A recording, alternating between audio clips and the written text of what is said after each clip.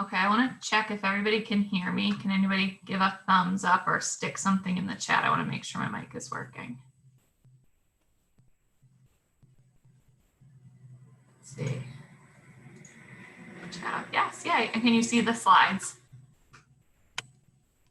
Great. Okay, I had some issue with my Zoom audio yesterday, so I was nervous. Oh, and I see a little closed captioning reminder. Perfect. And turn my captions on, so we're good to go.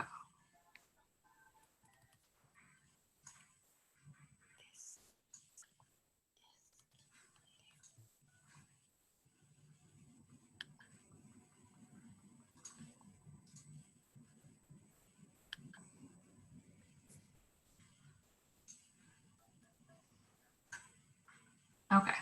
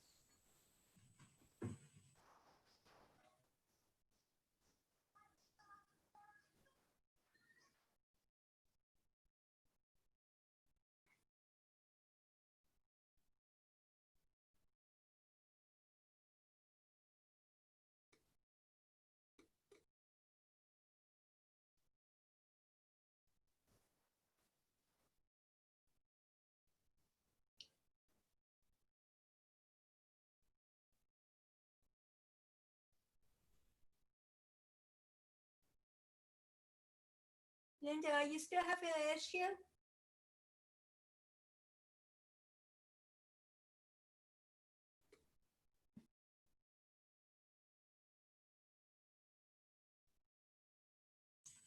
Are you talking to me?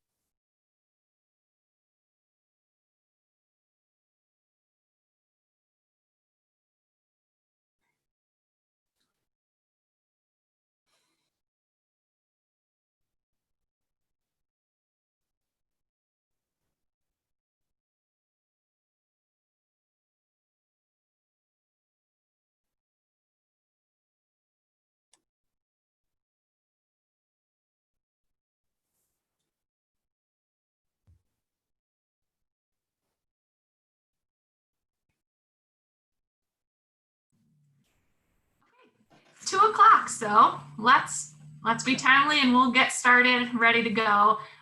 If anything, like I said, I was a little bit nervous about my mic, so if you can't hear something, just you can unmute and interrupt me or throw it in the chat. I'll try to monitor the chat if questions come up. I'm not always great at that. I don't use Zoom a lot. I'm always in Google Meet. So I'm not as comfortable with like navigating around the tech, but I will do my best.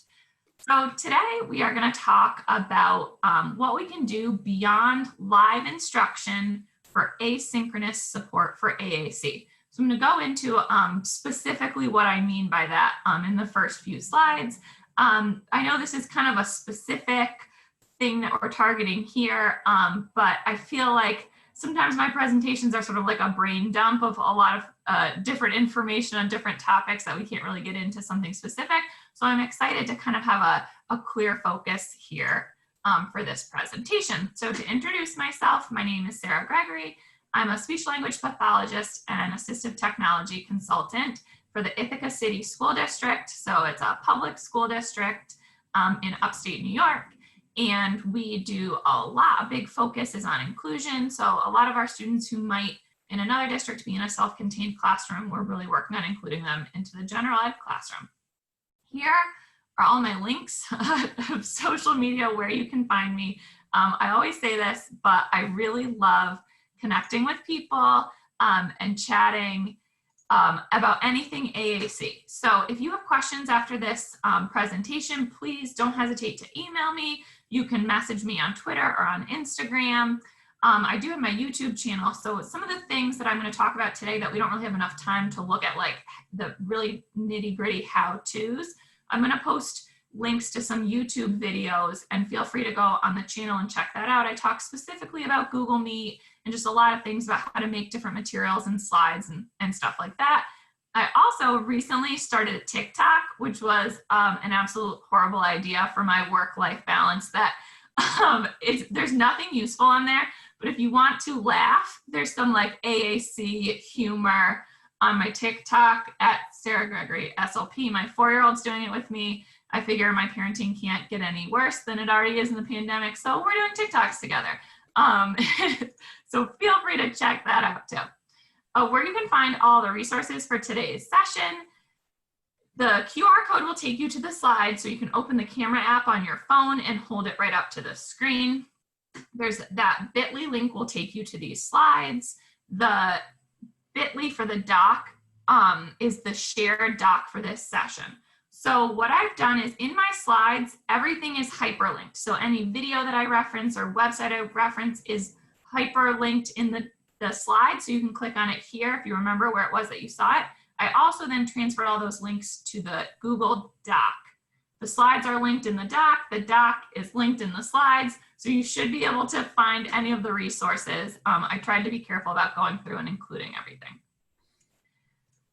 So what we're going to talk about today is specifically the asynchronous support. So I know we've heard those terms probably thrown around a lot since March, but to just, for anybody who doesn't know, I know there's still buzzwords that I'm not familiar with. So synchronous learning is anything, any education, instruction, or learning that's happening at the same time, but not at the same place.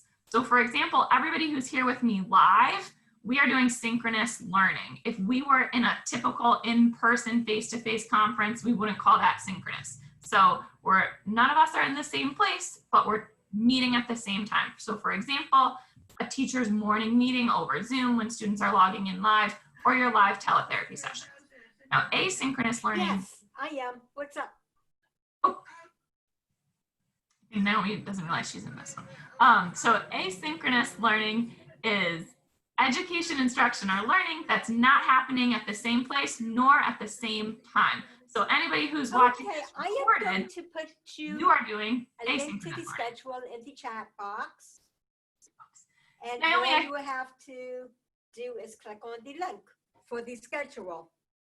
And then you can, you have the schedule? Oh, I can mute her. Look at that. Okay. So for example, for asynchronous, this is when you like assign an activity to a student for them to do at another time or another place. So like this is my example of a boom card. You can of course do that live synchronously, or you can assign them for a student to be doing it when you're not there. So we're also going to kind of look at direct therapy and indirect therapy. So probably most of us know the difference here. We've been doing, this for years, that direct therapy is when you're face-to-face with a student or client, which of course can be in person or we can be digital. Indirect is when we're not face-to-face with our student or client, we're coaching the people that are around them. Again, can be in-person, digital, synchronous, or asynchronous. Now we're gonna look at my nice little chart where we're putting all those terms together. So over here on the left-hand side, we have asynchronous and synchronous. Down at the bottom, direct or indirect. So this is going to highlight for me what I'm looking at today in this session. And then also just to kind of have us consider all the different ways that we can be supporting students. And I meant to say this sort of initially, but I'm sure there's a mix of people who are back in person for school, who are virtual for school, who are doing a hybrid, who we're in person now, but who knows in a couple months. So I'm really what I'm focusing this session on is I think tools and strategies that you can use no matter what. So one of the silver linings for me of this school closure has been just finding creative ways that I can really connect with families, that I can use technology tools to sort of reduplicate myself, and I'm not always doing the live kind of coaching stuff. So I'm really looking at things that can be used no matter what your district or setting is doing right now. So the first option is that we're looking at is this live therapy, which is not what I'm talking about today. I talk about that a lot, so I definitely can share resources about live teletherapy, but that's not where we're focusing today. If we're going to do something synchronous, so at the same time, but indirect, which would look like coaching a communication partner. So a parent maybe is with their student and they're playing a game and you're saying, oh, can you model this? That's, again, not really what we're going to be looking at today, but I have some resources for you. Down here, asynchronous, but direct. I don't think that exists because it wouldn't be direct if you and the student aren't there together, right? But there are also things that we can send home to students that they can do on their own. So it's not really coaching. It's something that's just for them to do. But again, I've got some resources, but not really our focus. Our focus today is going to be this asynchronous, but also indirect. So how we're supporting the other people in the circle of support. So I mentioned, if you want help with those live coaching interactions, like you're telling a parent, hey, hold this toy back or something, here are just some clickable links for some YouTube videos that I like. We have Rachel Madel, who's obviously great at coaching, Jill Center and Matt Bod, who have the s'mores approach. And this is just that link goes to one of their YouTube videos. And Emily Diaz has a little YouTube video where she kind of acts out supporting her son. It's kind of like a mock live coaching session. So if you want more resources, those are linked. So again, what we're talking about today is this asynchronous indirect support. And why would we want to do that? Why am I focusing on that? Because coaching is such a valuable strategy to use when working with AAC users. My personal job, I have students that I see directly, and then I have this whole caseload of students that I just coach. So I feel like I really look at that difference of even my students that I see directly 4 times a week who use AAC, sometimes the biggest gains are when I can work with their one-to-one aid or show something to their family that makes it easier for them to implement at home, because then that makes sort of my suggestions last throughout the whole school day or their whole weekend rather than just my one 30-minute session. And although as an SLP, I would like to think that my 30 minutes is super valuable and making a huge difference, it's really just sort of like a blip in their day. So this maximizes time.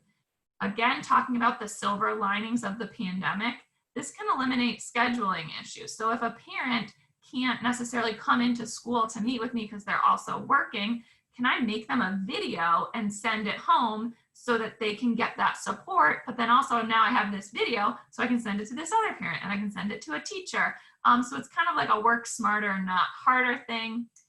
We can build capacity. So if we can get like video modules or something out to all the aides and TAs and teachers, the gym teacher, then it's really going to build that circle of support for our students. We're also leveraging these tech tools that, a lot of the tools that I use every day now, I had no idea what they were at the beginning of March. So I've learned these new tools and now I can see how powerful they are to sort of get my AAC support out there to my teams. So when we're talking about circle of support, who are we talking about? I'm just checking the chat. Okay, so who is in the circle of support? It really can be anybody. So this picture is an example. Obviously, this was like 2 years ago. We were all in person and close to each other. But this is an SLP who's here at the front of the class running a lesson where she's modeling AAC, and all the kids in this preschool classroom have access to an AAC device. There's a teaching assistant who's there supporting. The teacher's there supporting, and then this is actually our superintendent who was there doing an observation and kind of jumped into the lesson. So even your superintendent needs to understand what AAC is and just some general ideas of how to support it. So thinking about, again, he's probably not going to sit down and have like a long one-to-one meeting with me to coach him through AAC, but maybe he will like read my tweets or watch a short video that we make, something like that. Again, why are we doing this? The more people that understand how to give wait time and things like that, the more our students are going to have communicative success. Where? Everywhere, home, school, community. Now I think, at least for me, more than ever, I'm getting into the home, which I think is really awesome, and building up parents or caregivers' confidence and skills in implementing AAC. So I have not done this digitally before March, but now my how is really these digital tools. And again, asynchronously. I definitely do synchronous coaching still, but the more we can kind of prepare and plan ahead asynchronously, like I said, if you make one video, you can just share that out with everybody who asks you the same question. Like I mentioned, my YouTube channel, I find a lot people ask me a question and I'm like, oh, okay, I could make a video. And I'm like, wait, no, I know I mentioned that in one video and I just have to find it and send, I'm like, start watching it minute 2 and you'll get your answer. Okay, let me go to the next slide. So let's talk about some specific tools. I don't want to do like too big of a tool dump. There's obviously a lot of tech tools. These are things that I really use a lot when creating not only therapy resources, but these kind of coaching resources. So I love Google Slides, love it. I do so much in Google Slides for making therapy activities. I also make things like, and I'll show an example of like a choice board where you can be clicking on a Google slide and it'll take you to like a music video and then take you back to the home screen so that students can be clicking, watch a different video, come back home. And then once I do that in teletherapy, I send the slides link home to the families. So they've seen how I use it, what language I'm targeting, how I'm eliciting language, and they can easily carry that over. Edpuzzle is another tool that I really like. Rachel Madel has talked about this for so long and I resisted. I was like, I can't learn one more tool. I absolutely can't do it, which I always like to mention, that's okay. If anything I mention here today, you feel like I don't know what Jamboard is and I don't want to know, that's fine. You don't have to be proficient in all of these tools to be a good AAC coach. But I kind of, once I feel like I master something, then I'm willing to take something else on. So like save the slide deck and you can revisit. So Edpuzzle is just a way to sort of filter videos. So you can put a YouTube video in and pause it at specific times. So the way Rachel uses it is she sort of types a message to the parents. She'll say the wheels on the bus and she'll pause it and then type a message, okay, next model, go, or give kind of ideas of how to model. I'll sometimes put AAC icons in the pause. Again, I'll show what that looks like. Hopefully we have time. That's something that is just sort of an activity that gives parents an idea of when to stop. And if my examples are just comments, I really like to do that to show that it doesn't always have to be like, stop, ask a question, or stop the video, you have to say go. Now it starts again. But we can do things like put a silly video on and you're saying yuck, gross, don't like it, and just sort of giving some examples of different communication functions. Screencastify is up next. This is the tool that I use to record my screen when I'm making videos. There's also Loom, Screencast-O-Matic are some different options. So it's pretty much whatever you prefer, just something that can record your computer screen. I'm just comfortable with Screencastify, that's what I use, but I use it all the time. When somebody asks me a question of like, I don't know how to make this link shareable, just turn on Screencastify, make a 30-second video, send it to them, which is easier than calling them or setting up a Google Meet. Jamboard, there was a session in this conference, I believe earlier on Jamboard. I think that's what Alyssa Warren presented on. So if you're interested in Jamboard, watch something that Alyssa Warren has done. She's the one that taught me about Jamboard. She's the queen of that. But it's a really simple interactive whiteboard. That's just another way to kind of create some visuals, things like that. So this is an example of a video that I made. This is like a 15-second clip, but it's just an example of how I've used Screencastify to make a video that I'm then sending home to parents just to sort of give an idea of this is how you can read a book and model. Okay, next we are going to read a book and use the word help. So I like Screencastify because I embed a webcam of myself, which I really felt like in the spring when our kids were unexpectedly sent home, weren't seeing their teachers, I liked to be able to put my kind of familiar face in there for them. I think it was a little bit comforting. I have my AAC system up and my book from the website, Epic. Now, I want to mention that when I do things like that, I like to do it as this pre-recorded video using Screencastify and just send it to the student to watch on their own. I have found if I'm in a live therapy session, I'm modeling, I have my digital book, and I'm trying to watch my students' engagement, it's too much for me. And if it's too much for me to handle, I'm sure it's too much for my students to handle. So I do model a lot in therapy, but sometimes I'll just model, I'll pull up a system, my student system, I'll model at the beginning and just say, we're going to be talking about stop and go today, and really make sure the parents or whoever's with them, like, this is how you find stop and go. Then I'll shut that down and do whatever my activity is, whether it's something that I'm just doing in person, that I'm physically holding, or if it's a digital activity.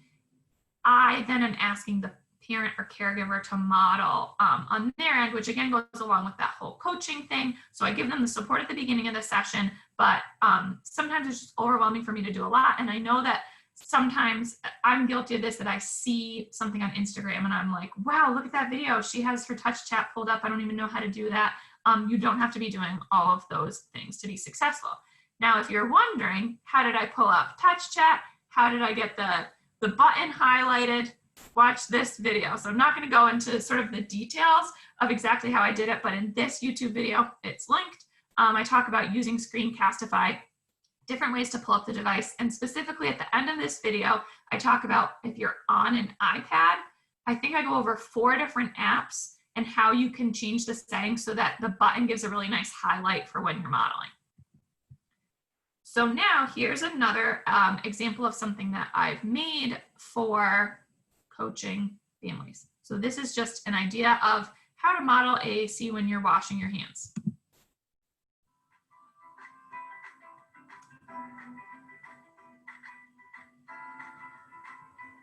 Okay, we are going to look at some ideas for modeling language on an AAC system while we wash our hands. So you can be doing this with a student or child. They can be washing their hands and you can be modeling just some core words for different steps in the process. So what we're going to do is we're going to clean our hands. Clean our hands.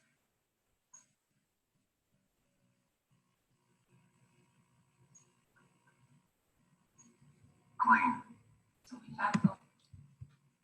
So that's just a short clip of it. The video I think is like 3 minutes or something. So this is something that I can just quickly send home to families, and something I realized really early on in coaching families and caregivers specifically in March was that if I came up with this like crazy activity of you can make slime and here are the ingredients or something like that, is just another thing on their plate and way too overwhelming. So anything that I could, any tips I could give, I tried to make sure it was embedded either into their schoolwork or just a daily routine, like washing your hands. So that it's not sort of like, now we need to sit down and work on an AAC. It's something that's really integrated and embedded. Now, okay, good. This was the slide that I thought was next. So I came up with this when I was making this session, which I did not follow this quote as I was preparing for this session, but my idea was whenever possible, don't create, curate.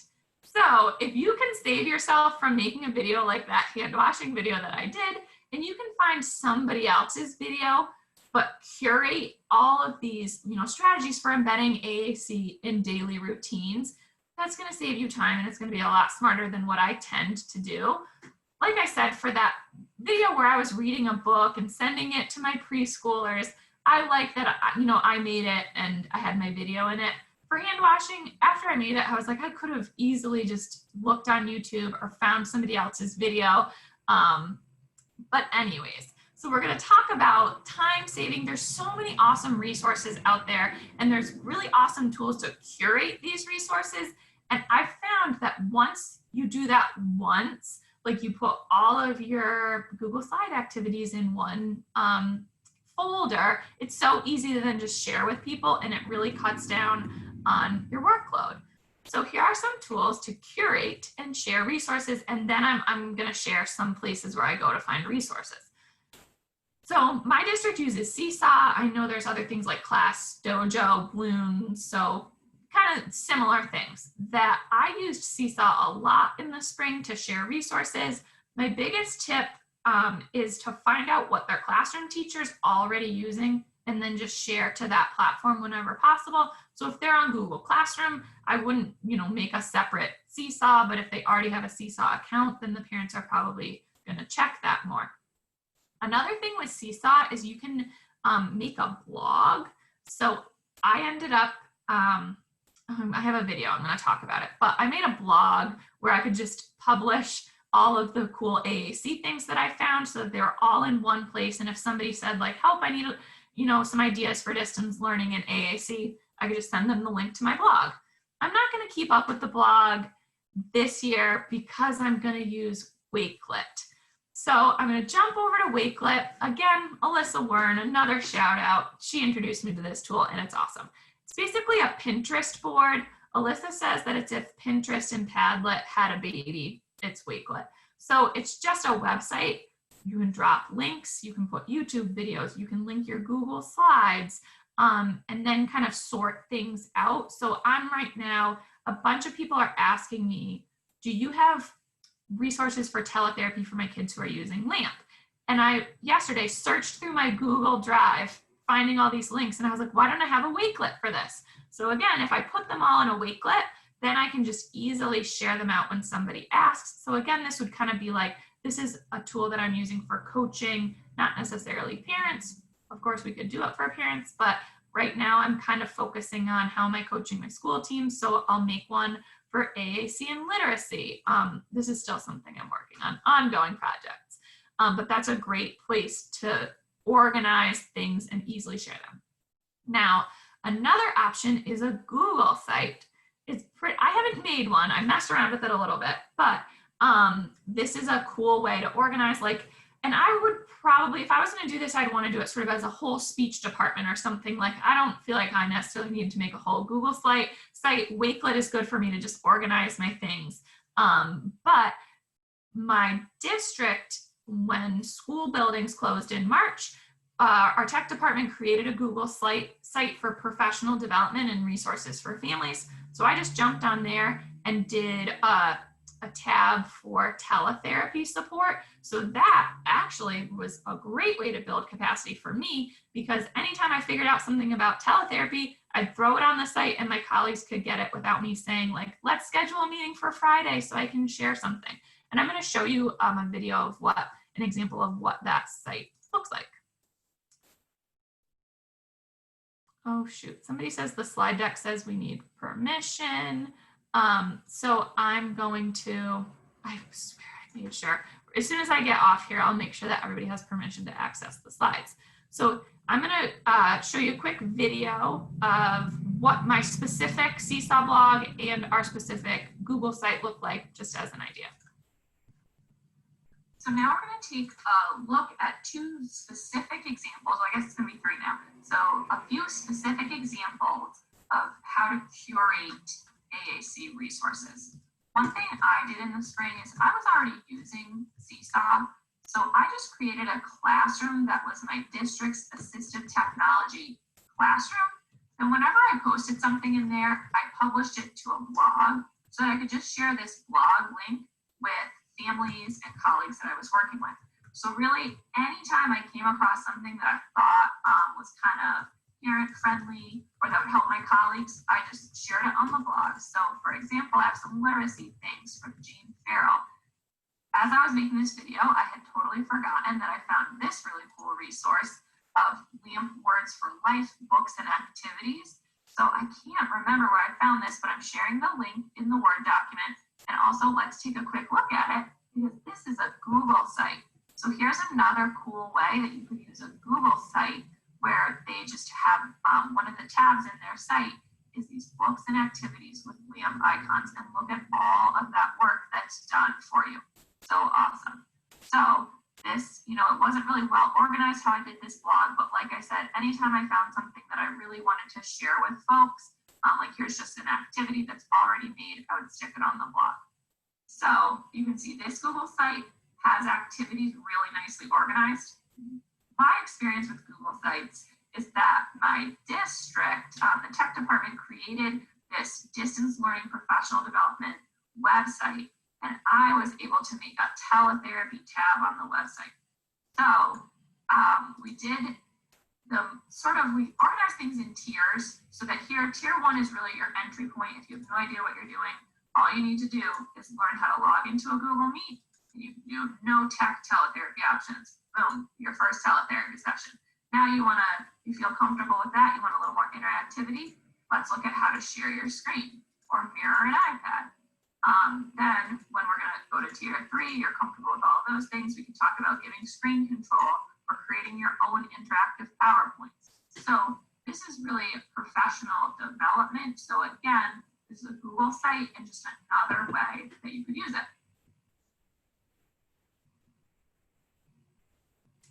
Okay, so those specific examples, my Seesaw blog that I'm not going to maintain any longer, and our district's Google site are linked in the slides and in the Google Doc in case you want to explore those.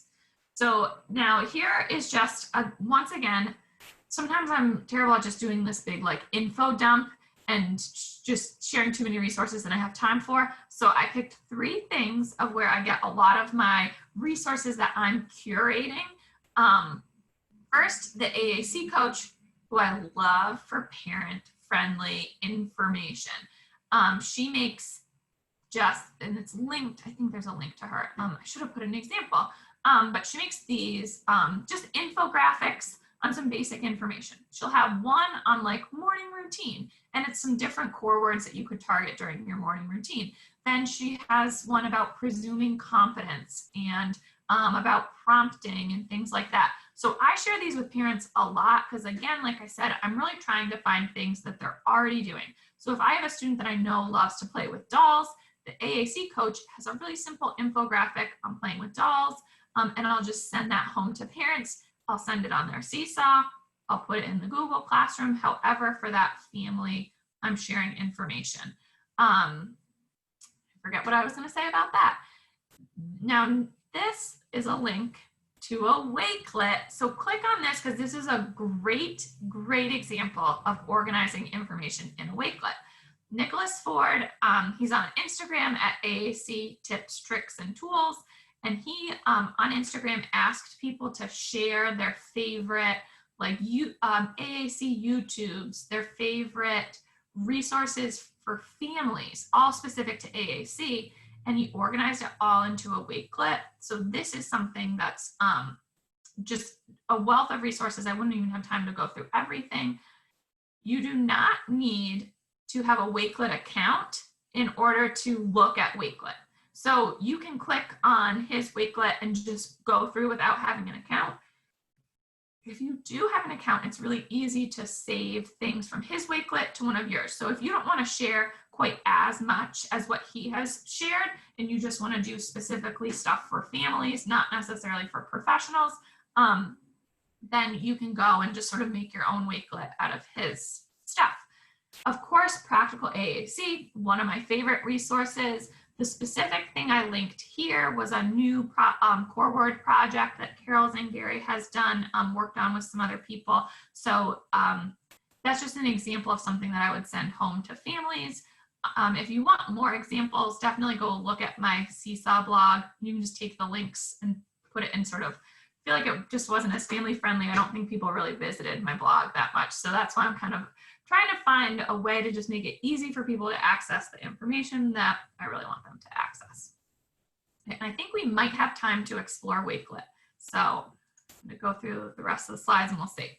Now, like I talked about, sort of when I had that quadrant of asynchronous versus synchronous, these are just some examples of activities that in my mind can be used for coaching teachers, families, caregivers, but also a student could just use them independently. And there are some AAC symbols that pop up. The music choice board has a little video of modeling so that a student at least is getting sort of that modeling. They could independently be accessing the music choice board, watching music videos, but at the end of the music video, there's going to be just a little video of their device being modeled. Now, these links go to these specific activities that I've made. So feel free, I think for the music choice board, that's in slides, and it will do a forced copy. So once you copy it, you can do whatever you want to it. Change out the music videos, you can change out the system. So I forget, I think I'm modeling on TouchChat Word Power, I'm not sure. But if you have a student who's using Proloquo to go, just delete that and you can make a video of Proloquo, do whatever you want with it. So this is going to be a short video on me going over just those 3 activities that I'm sharing. Oops. Nope. Okay.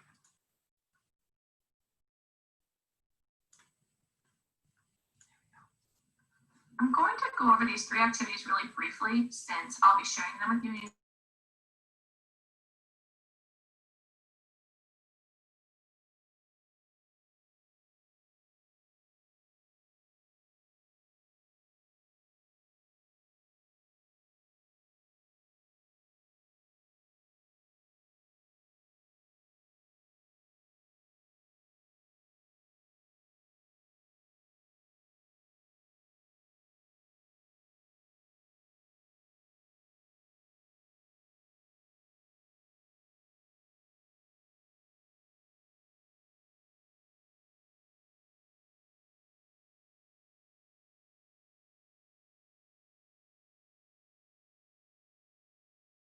Of a way to comment on the video. Then a really simple Jamboard. I got this from Lesson Picks. So it's just a little search and find with Leon's icons. So you can take your pen, find some of the different icons throughout the picture.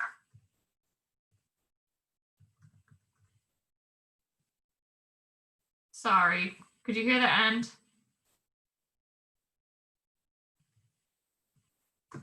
Okay, I'm typing in the link to the slides.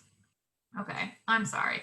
So that was just me going over things that you have the link to. So feel free to just click on them and you can probably explore them on your own. Ed puzzle here. It's just the video is going to pause and these little icons for that student system shows up. The music choice board, I sort of just showed how you can click back and forth and how I embedded that video for modeling.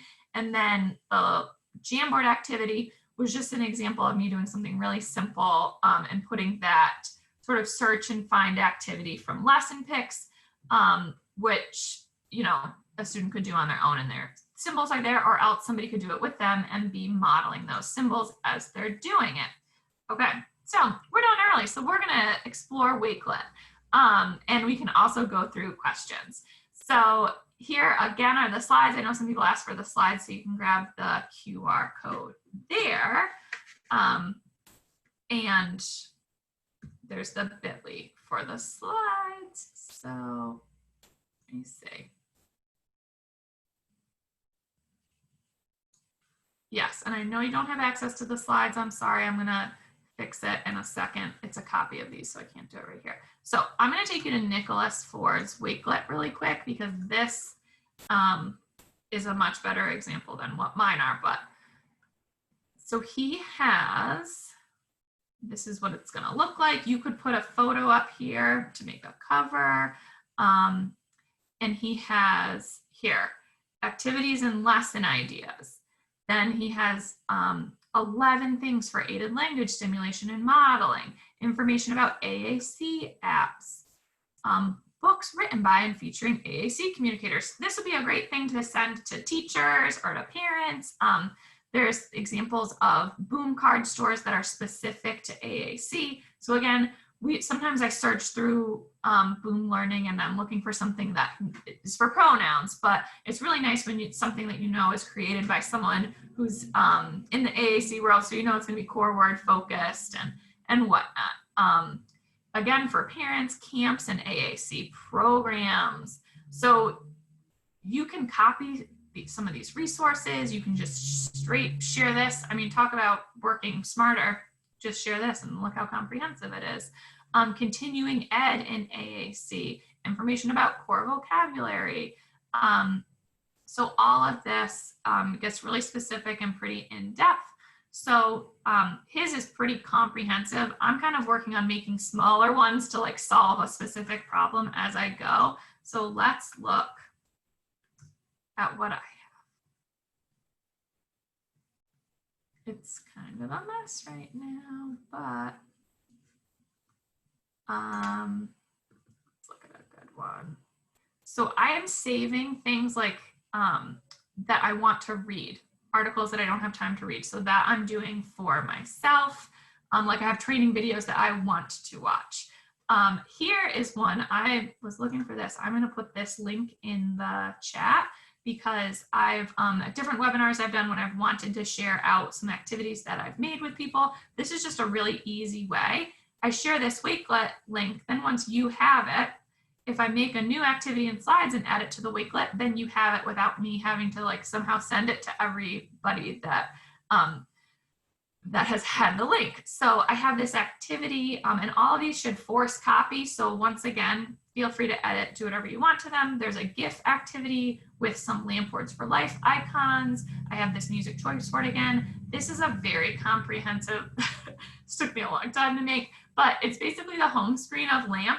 And anytime you click a button, it will take you to a video of the button being modeled and acted out. Christopher Jensen has this YouTube channel where he acts out like every core word. I thought that it was going to be like 10 videos and I started to make it and it's like 50, I think, are in there. So that's something fun. Again, you can send home to families, like you click on read.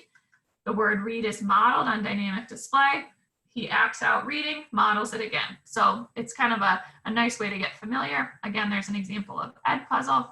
Yes, let me give you this link so that you can have that. Oh, yay, somebody uses the music choice board. That's awesome. Okay, so we have 5 minutes left. Does anybody have questions? You can type in the chat. I'm looking at the chat right now, and I'm going to change the sharing settings on my slides because I apologize for that. And if there's any resources that I mentioned but didn't share, send me an email and I'll share it. And like I said, I have a lot of things that I've already made, YouTube videos and whatnot. So if you have a question, I might already have something made that I can send to you. Here, you should have access to the slides now. And here is the link once again. So anybody, thoughts, questions? We can end early. I'm used to presenting for 1 hour and anything besides that really throws me off.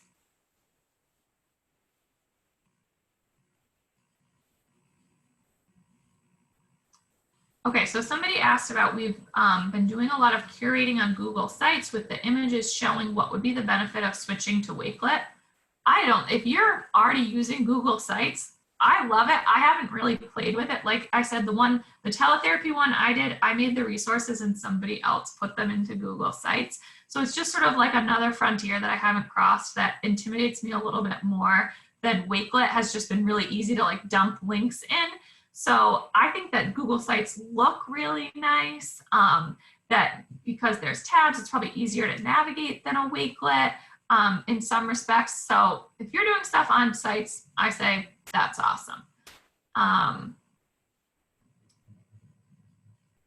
Yes, so somebody said my department is looking at making a Google site, but that Wakelet would be a good idea to gather some resources. So I totally agree. And like I mentioned, I put some stuff for myself in Wakelet. So it's just, I'm always trying to find a better way to organize the articles that I want to read and the videos that I want to watch. And right now, I think I like Wakelet for that. I was collecting everything in a HyperDoc, which turned into a huge mess. So it's kind of just your preference, just to know that those tools are out there. And I really like that it's very easily shareable. It's just a link. And then once somebody has the link, it'll automatically update. Okay, thank you. Somebody said this was helpful. Awesome. And someone said they love Wakelet too. I know. It was new to me in the spring from Melissa, and I love it. Okay, so I guess we're going to wrap up. Thank you so much, everybody, for coming to the session. And like I said, in the slides, I shared my email. And please, I'm happy to reach out and to chat with anybody about ideas. If you're doing something different, if you have other tools that maybe I don't know about, then I would be thrilled to connect with anybody. So please don't hesitate to reach out. All right. Thank you, everyone.